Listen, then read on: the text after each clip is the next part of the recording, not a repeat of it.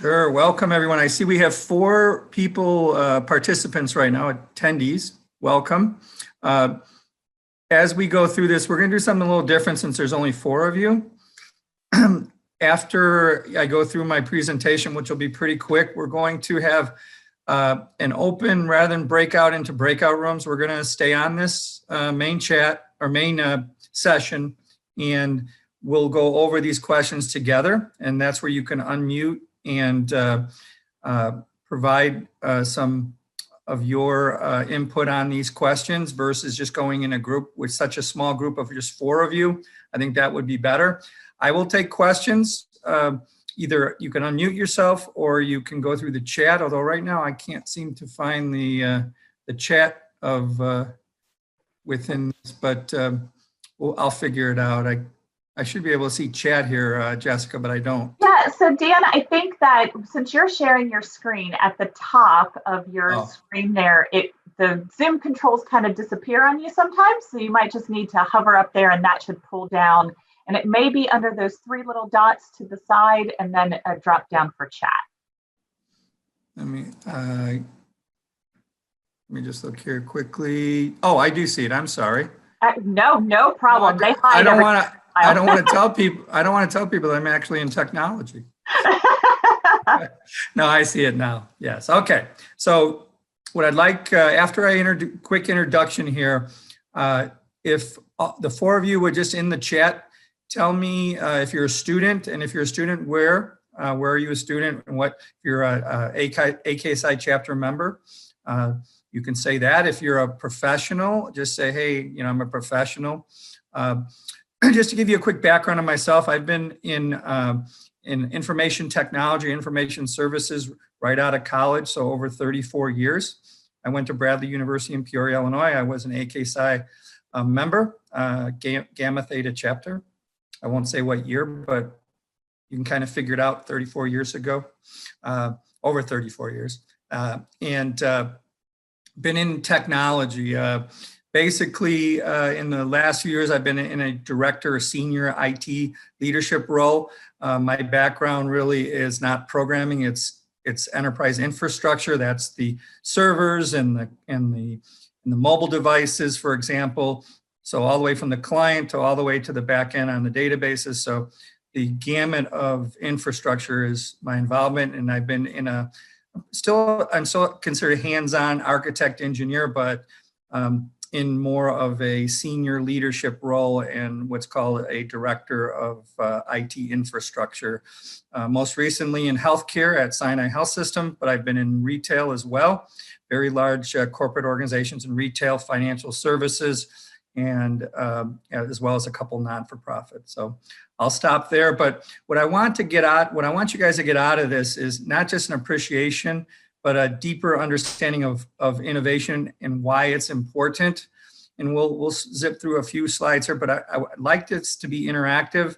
I would say right before we go into the panel discussion, questions that I put 3 different questions or 2 questions with a couple parts in each. I'm willing to take any questions people have. So don't be afraid to either put them in the chat or unmute yourself and ask. That's why I'm here. And one last thing, if you go to the speakers section of the portal, the AKSI portal, you'll see my picture there. If you click in the upper left corner, that's the LinkedIn icon. I'll be happy to connect with all of you as a first connection. Just say in the message that you listen to the Innovative Appreciation for Innovation or the AKSI IBL, and be happy to help you. While I'm in technology, you'll see I have over 500 connections.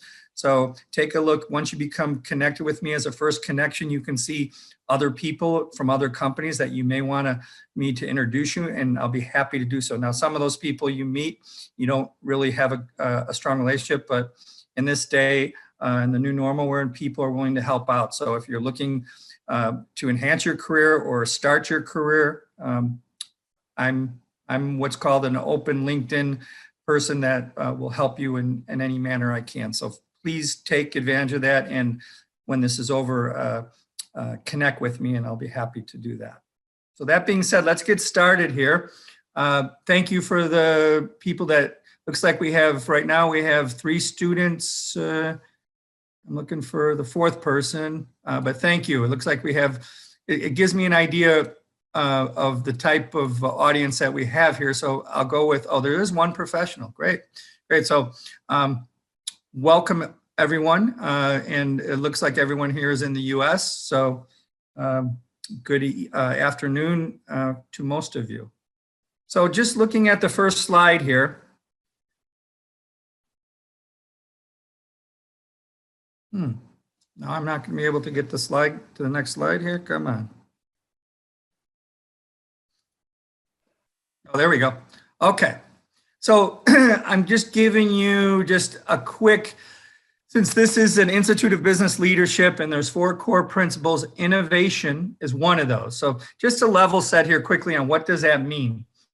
And you can read that definition of innovative thinking, but the 2 things I want to highlight is analyze and interpret to implement novel or innovative processes. That's what innovation is. Now below that is creativity. You're saying, wasn't creativity, innovation the same thing? There is a distinct difference. And you'll see what I wrote below. It's the ability to see what's not there. So you can be innovative and see what's there and still improve your process. But creativity is finding something that's not there and making something happen. So in the business world, the big red thing I put below is what business leaders, executives really think of what innovation, and it's a process. And you're converting knowledge and ideas to do better ways of doing business, creations of products, and we'll get into that in greater detail. So just a level set, that's what we're focusing on here. And like I said, my goal is to give you a deeper appreciation and why it's important to enhance your innovative skill set. All right, so the next slide, this came from a recent jobs report, the Future of Jobs report. It was there was a conference called the 2020 World Economic Forum earlier this year, and they said, based off of a survey of over 3,000 executives across the world, what are the now it says 2022 skill sets, but this is the outlook. But I'm here to tell you now, these same skills are important today as if they were 5 years ago, but now they're at the forefront, particularly now with the advances of technology, machine learning, artificial intelligence, the Internet of Things. This list, and it's a good list, is and some of these components here are actually in other sessions as well. But if you look as in their order of importance, number 1, analytical thinking and innovation, and number 3, creativity. So you can see that what I'm talking about here is an important skill, and there's other things in that you'll see that are components or integrated with innovation, and we'll talk about that in a second. But I want to at least show you that, hey, if you don't have an innovative mindset, there's a way to get that level of training and enhance that skill, but it's in every area of business. It's not just technology. We live in technology, innovation all the time, but I'm here to tell you every business wants people who are innovative and creative. What I put together here, this is, and there's plenty of innovative training workshops, but this gentleman is pretty renowned. His name's he's a PhD, Dr. Darren Ike. And why did I bring this up? I wanted to show you that innovation really is a step-by-step process, and it involves multiple business skills, multiple what I call soft skills that you need to develop and train yourself on. And it starts with, and again, this is kind of like the pillars or the ladders. This gentleman, when he does his innovation step-by-step training, he starts with critical thinking, and then focuses on strategic thinking. And just quickly, what is critical thinking? Think of critical thinking as analytical problem solving. That's what critical thinking is. I know when I was in school, there was logic classes. They use those type of critical thinking skills. Strategic thinking obviously is something where it's longer term, usually 1 to 3 years. You'll hear a roadmap, a strategical roadmap. Those go starting anywhere from 1 year to 3 years, but it's not current. It may be current from an operational standpoint, but a longer term, that's the strategic thinking. We're going to focus on creativity or innovation. And then after that, you have collaboration and communication. So if you look at all these 6 skill sets, they all integrate with a strong step-by-step approach towards innovation and training to become much more innovative. So I just put this on saying that we're going to focus on creativity and in the time that we have here, and which is really idea generation and development.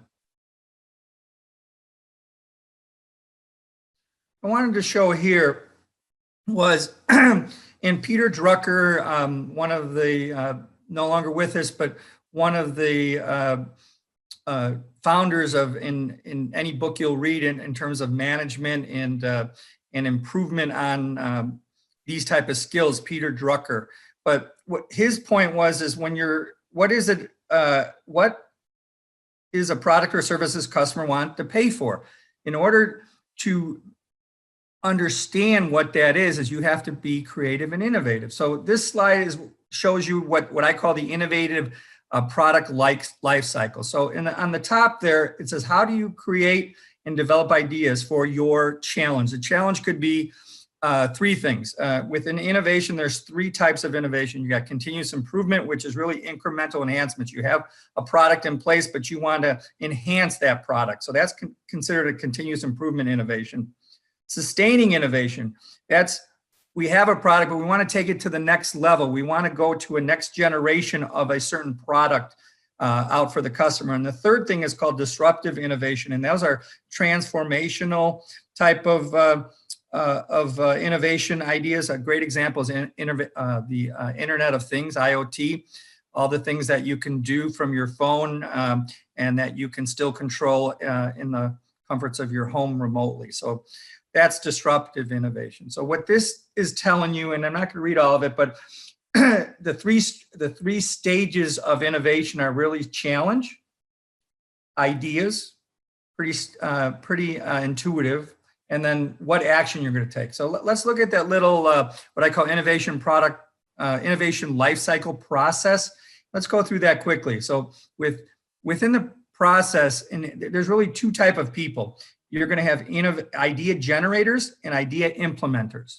So as you go through this, you can probably figure out which part of the life cycle the idea generators live in and where the idea implementers live in. Because sometimes, and if you're good in both, that's a huge skill to be. But in many organizations, including in technology, I have certain people that I know are the people that'll generate the ideas, but I have a different level of roles for people that will implement the ideas. A good example is in technology, an idea generator would be like an analyst, a business analyst. It could be a project manager. It could be a leader facilitating that idea.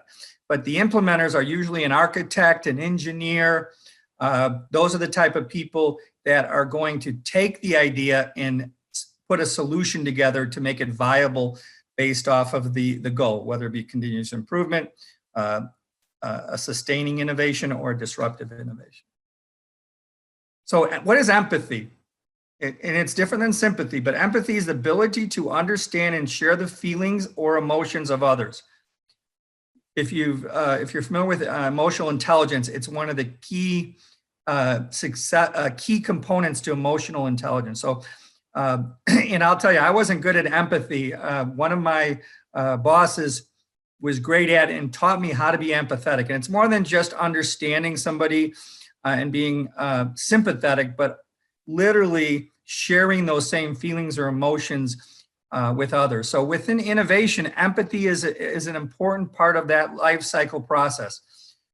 After that, you actually are defining. So you're defining the challenge that I talked about. So empathy and define are really your idea generators, along with the ideation or ideas. The first 3 of the process is really your idea generators. And then the last 2 where you're actually going to do a prototype, proof of concept, and actually say, okay, here's the solution we want to put in place. We're going to put a prototype and see if it actually is successful. And then we're going to test it. And then we're going to rinse and repeat it for each idea or each innovative solution that we put in, because you're not just going to go with one solution. You're going to have this type of what's called in the business world, they call this product development. All of this that I just mentioned is really what's called the human-centered innovative design thinking process. So if you look at these different life cycle and these different stages, it's really three things. If you look at it, if you really break this down in a simplistic mode, you're hearing. So the empathy and defining is hearing. The creation is ideas, and deliver is prototype and test.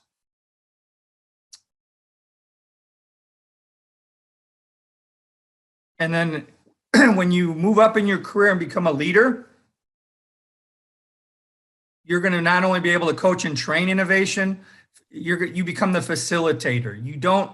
You facilitate. You don't necessarily lead the brainstorming sessions, but you're the facilitator. You might have to start it, but the key thing is you're cultivating an innovation, a culture of innovation as a leader. So gaining these skills, whether you're at my level or an individual contributor, is considered leadership from a growing innovation of innovators. My question to you is, does your light bulb burn brighter or brightly with a deeper appreciation for innovation? If you look in this little light bulb here, these are all the skills that you would incorporate in innovative type of brainstorming type of sessions. You have to be, you have to have those skills of communication, think. So I just thought this is a great slide to show it's not just innovate, it's all the other soft skills that you need to incorporate to create new products and new ideas.